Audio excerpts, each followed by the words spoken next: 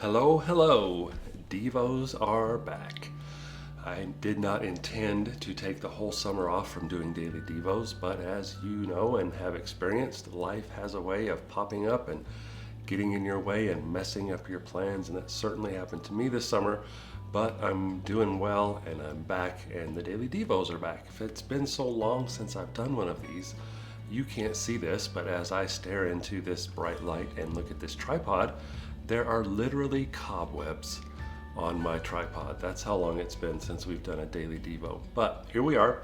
I hope these things are encouraging to you. Just a really quick 3, 4, 5 minute thought for you to start your day with and go to work on. And I appreciate you watching these. Those of you that watch these, I hope they add value to your life. I hope they're encouraging to you.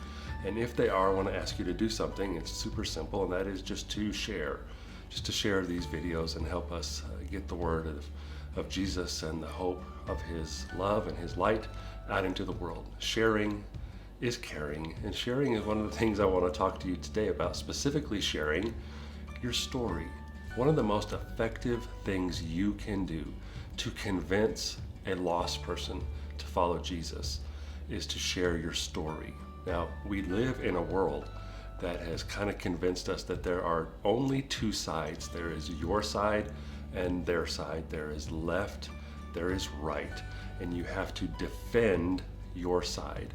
And as Jesus followers, many of us have gotten caught up in this idea that we have to defend God, that we have to defend Jesus, that when we see somebody on the internet or when we hear somebody disparaging Jesus or talking bad about God, that it's our job to defend him. Or when we know somebody who's dead wrong in their theology and their doctrine is just all screwed up, we feel like it's our job to defend God and to defend truth. But I want to tell you that that is not at all our calling.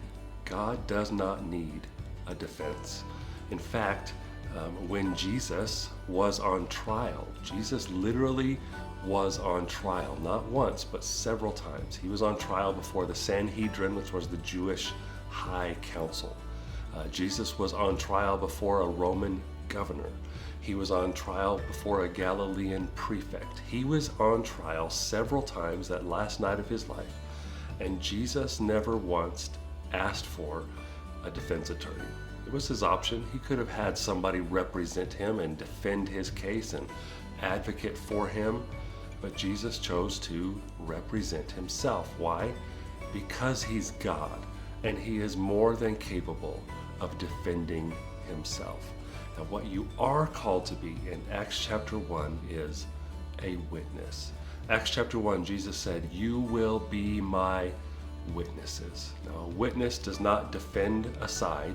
A witness just says, here's what I saw, or here's what I experienced. And what you've seen and what you've experienced in your journey with Jesus, as you follow him, the things you've seen him do, the way you've seen him act and move in your life, the way you have experienced his love and his grace, those are the greatest story you can tell about you. Those are the stories that will convince a lost person. Not arguing and defending, but being a witness. Saying something like, I don't know about you, but here's my experience. Here's what I've seen.